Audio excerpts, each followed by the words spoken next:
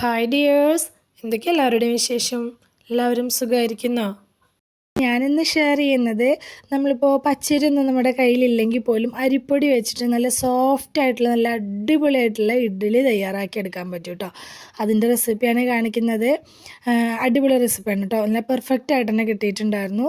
അപ്പോൾ വീഡിയോയിലേക്ക് പോകുന്നതിന് മുമ്പ് വീഡിയോ എല്ലാവരും ഒന്ന് സ്കിപ്പ് ചെയ്യാതെ മുഴുവനായിട്ട് കാണാൻ ശ്രമിക്കണേ.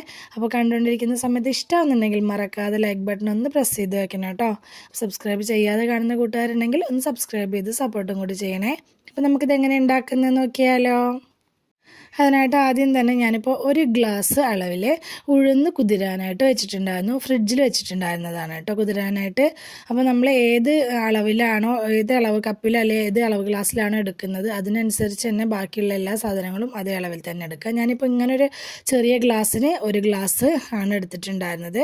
നല്ലപോലെ കുതിർത്തെടുത്തതാണ്. അതിപ്പോൾ മിക്സറി ജാറിലേക്ക് ചേർത്ത് കൊടുക്കുകയാണ്.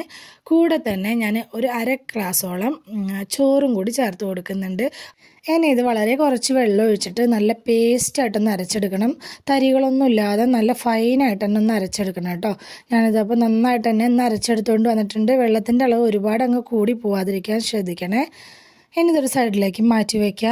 ഇനി വേറൊരു ബൗൾ എടുത്ത് വെച്ചിട്ടുണ്ട്.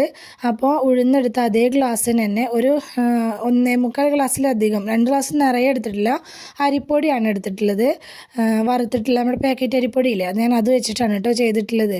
അതാണ് എടുത്തിട്ടുള്ളത്. ഇനി കുറേശ്ശെ വെള്ളം ഒഴിച്ചിട്ട് ഈ പൊടി നമുക്കൊന്ന് നനച്ചെടുക്കണം. ഇനി ഇത് ഇഡ്ഡലിക്ക് ആയതുകൊണ്ട് തന്നെ മിക്സറി ജാറിലിട്ട് അരച്ചെടുക്കേണ്ട ആവശ്യമൊന്നുമില്ല. ജസ്റ്റ് ഇതുപോലെ ഒന്ന് ഇളക്കി വെച്ചാലും മതി കേട്ടോ. ദോശയ്ക്കാണ് എടുക്കുന്നത് എന്നുണ്ടെങ്കിൽ നമ്മളിതൊന്ന് കുതിർത്തെടുത്ത ശേഷം മിക്സറി ജാറിലിട്ട് നന്നായിട്ടൊന്ന് അരച്ചെടുക്കണം. അപ്പോൾ ഇഡ്ഡലിക്ക് ആയതുകൊണ്ടാണ് ഞാനിപ്പോൾ അരച്ചെടുക്കുന്നില്ല. ചെറിയതായിട്ടൊരു തരികളുള്ളത് നല്ലതാണല്ലോ. അപ്പോൾ നമ്മുടെ പൊടി അത്യാവശ്യം നന്നായിട്ടൊന്ന് നനഞ്ഞ് കിട്ടുന്നത് വരെ കുറേശ്ശെ വെള്ളം ഒഴിച്ചിട്ട് ഒന്നങ്ങ് നനച്ചെടുക്കുക. വെള്ളത്തിൻ്റെ അളവ് ഞാൻ പ്രത്യേകിച്ച് പറയുന്നില്ല. ഓരോരുത്തരെടുക്കുന്ന അരിപ്പൊടിക്ക് അനുസരിച്ച് വെള്ളത്തിൻ്റെ അളവിൽ വ്യത്യാസം ഉണ്ടാവും കേട്ടോ.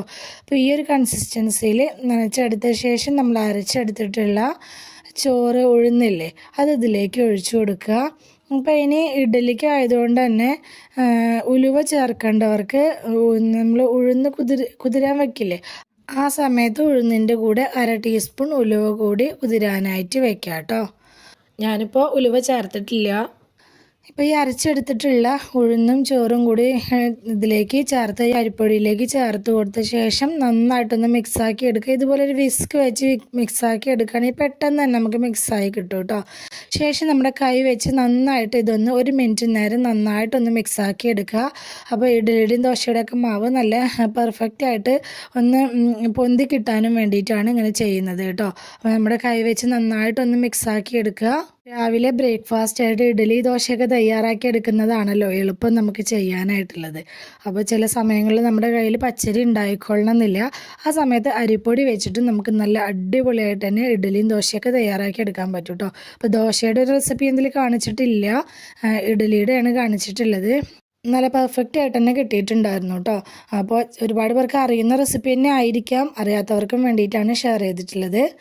അപ്പോൾ ഞാൻ കൈവച്ച് നന്നായിട്ട് മിക്സാക്കി എടുത്ത ശേഷം ഇതൊന്നും മൂടി വെച്ച് കൊടുക്കുന്നുണ്ട്. സാധാരണ നമ്മൾ അരി ഉഴുന്നൊക്കെ അരച്ച് പുളിച്ച് പൊന്താനായിട്ട് വെക്കുന്ന അത്രയും സമയം തന്നെ ഇതും വെക്കണം കേട്ടോ.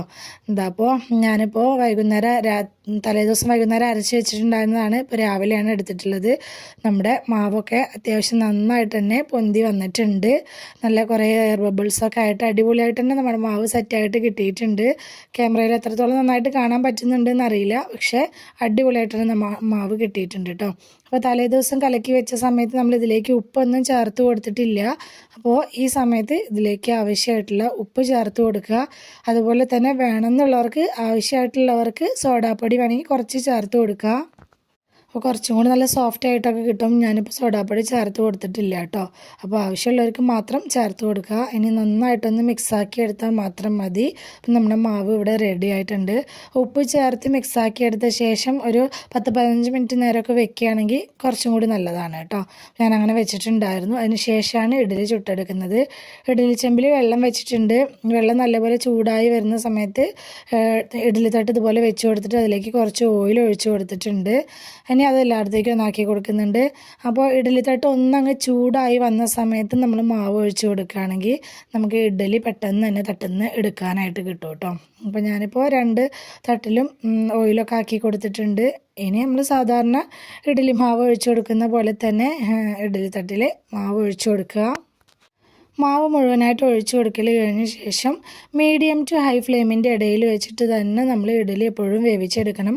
ഫ്ലെയിം കുറച്ച് വെച്ചിട്ട് ഒരിക്കലും ഇഡ്ഡലി വേവിച്ചെടുക്കരുത്. അങ്ങനെ ആകുമ്പോൾ നമ്മുടെ ഇഡ്ഡലി നന്നായിട്ട് കിട്ടൂല കേട്ടോ. അപ്പോൾ എപ്പോഴും ഫ്ലെയിം അത്യാവശ്യം കൂട്ടി വെച്ച് തന്നെ വേവിച്ചെടുക്കാനായിട്ട് ശ്രദ്ധിക്കുക. പിന്നെ പുതുതായിട്ട് കാണുന്ന നമ്മുടെ കൂട്ടുകാരാരെങ്കിലും വീഡിയോ കാണുന്നുണ്ടെങ്കിൽ സബ്സ്ക്രൈബ് ചെയ്ത് സപ്പോർട്ട് ചെയ്യാൻ മറന്നു പോവില്ല കേട്ടോ. നമ്മുടെ ചാനലിൽ ഒരുപാട് നല്ല നല്ല റെസിപ്പീസൊക്കെ ഞാൻ പോസ്റ്റ് ചെയ്തിട്ടുണ്ട്. അപ്പോൾ താല്പര്യമുള്ളവർ അതുകൂടി ഒന്ന് കയറി നോക്കി സപ്പോർട്ട് ചെയ്യണേ. പിന്നെ ഞാൻ കഴിഞ്ഞ ദിവസം ഒരു അടിപൊളി നെല്ലിക്ക ലേഹ്യത്തിൻ്റെ റെസിപ്പി പോസ്റ്റ് ചെയ്തിട്ടുണ്ടായിരുന്നു. ഒരു കിഡിലെ റെസിപ്പിയാണ് കേട്ടോ. അപ്പോൾ താല്പര്യമുള്ളവർ കണ്ടു നോക്കുക. ലിങ്ക് ഞാൻ ഡിസ്ക്രിപ്ഷനിൽ കൊടുക്കുക. അതല്ലാന്നുള്ളവർ ചാനലൊന്ന് കയറി നോക്കിയാലും മതി. ഇതപ്പോൾ നമ്മുടെ ഇഡ്ഡലിയൊക്കെ വേവിക്കാനായിട്ട് വെച്ചിട്ടുണ്ടായിരുന്നു. 10 മിനിറ്റ് നേരമാണ് ഹൈ ഫ്ലെയിമിൽ ഞാൻ വെച്ചിട്ടുണ്ടായിരുന്നത്. 10 മിനിറ്റിന് ശേഷം ഇത് ഇഡ്ഡലി ചെമ്പെന്ന് എടുത്ത് മാറ്റുക. എന്നിട്ട് ചൂടാറിയ ശേഷം ഒന്നങ്ങ് ആറിയ ശേഷം നമ്മളിതൊന്ന് തട്ടുന്നെടുക്കുകയാണെങ്കിൽ പെട്ടെന്ന് തന്നെ നമുക്ക് എടുക്കാനായിട്ട് കിട്ടും കേട്ടോ. അപ്പോൾ ഈ ഇഡ്ഡലി തട്ടിൻ്റെ ബാക്ക് വശം ഉണ്ടല്ലോ, ഒന്ന് ടാപ്പ് വാട്ടറിൻ്റെ അടിയിൽ ഒന്ന് കാണിച്ചു കൊടുത്തിട്ടുണ്ടെങ്കിൽ പെട്ടെന്ന് തന്നെ നമ്മുടെ ഇഡ്ഡലിൻ്റെ തട്ട് നമുക്ക് ചൂടാറി കിട്ടും കേട്ടോ. ഒന്ന് നനച്ചു കൊടുത്താൽ മതി, പെട്ടെന്ന് ചൂടാറി കിട്ടും. അങ്ങനെ ആകുമ്പോൾ നമുക്ക് പെട്ടെന്ന് തന്നെ ഇഡ്ഡലി തട്ടുന്ന എടുക്കാനായിട്ട് കിട്ടുകയും ചെയ്യേ. ഞാനിതപ്പോൾ മുഴുവനായിട്ട് ഇഡ്ഡലി തട്ടുന്ന ഇഡ്ഡലി എടുത്ത് മാറ്റിയിട്ടുണ്ട്. നല്ല അടിപൊളിയായിട്ട് തന്നെ നല്ല പെർഫെക്റ്റ് ആയിട്ട് തന്നെ നല്ല സോഫ്റ്റ് ആയിട്ടുള്ള ഇഡ്ഡലി കിട്ടിയിട്ടുണ്ട്. നല്ല അടിപൊളി ചട്നിയുടെ ചമ്മന്തിയുടെ സാമ്പാറിൻ്റെ ഒക്കെ കൂടെ കഴിക്കാൻ സൂപ്പർ ടേസ്റ്റാണ് കേട്ടോ. അപ്പോൾ ഈ രീതിയിൽ പച്ചരി ഇല്ലാത്ത സമയത്ത് അരിപ്പൊടി വെച്ചിട്ട് ഒന്ന് ചെയ്ത് നോക്ക്. എല്ലാവർക്കും അടിപൊളിയായിട്ട് തന്നെ കിട്ടും കേട്ടോ. തീർച്ചയായിട്ടും ട്രൈ ചെയ്ത് നോക്കണേ. ട്രൈ ചെയ്ത് നോക്കുന്നവരൊക്കെ ഫീഡ്ബാക്ക് കമൻ്റായിട്ട് അറിയിക്കാൻ മറന്നു പോവില്ല കേട്ടോ. അപ്പോൾ ഇന്നത്തെ നമ്മുടെ അരിപ്പൊടി വെച്ച് ചെയ്തെടുത്തിട്ടുള്ള ഇഡ്ഡലിയുടെ റെസിപ്പി എല്ലാവർക്കും ഇഷ്ടമായി എന്ന് വിചാരിക്കുകയാണ്. ഇഷ്ടമായിട്ടുണ്ടെങ്കിൽ എല്ലാവരും മറക്കാതെ ലൈക്ക് ചെയ്യണേ, ഹൈപ്പ് ചെയ്യണേ. നിങ്ങളുടെ അഭിപ്രായങ്ങളെല്ലാം കമൻ്റായിട്ട് പറയണം. റെസിപ്പി ഇഷ്ടമായിട്ടുണ്ടെങ്കിൽ അത് നിങ്ങൾക്ക് ഉപകാരപ്പെട്ടു എന്ന് തോന്നുന്നുണ്ടെങ്കിൽ നിങ്ങളുടെ ഫ്രണ്ട്സിനും ഫാമിലിക്കും ഒക്കെ ഒന്ന് ഷെയർ ചെയ്ത് കൊടുക്കുക കൂടി വേണേ. ഇതുവരെ കൂടെ നിന്ന് സപ്പോർട്ട് ചെയ്തിട്ടുള്ള എൻ്റെ എല്ലാ മുത്തമണികൾക്കും ഒരുപാട് നന്ദി. എന്നാൽ ശരി, സിമ്പിൾ ആൻഡ് ടേസ്റ്റി റെസിപ്പിയുമായി ഞാൻ വീണ്ടും വരാം.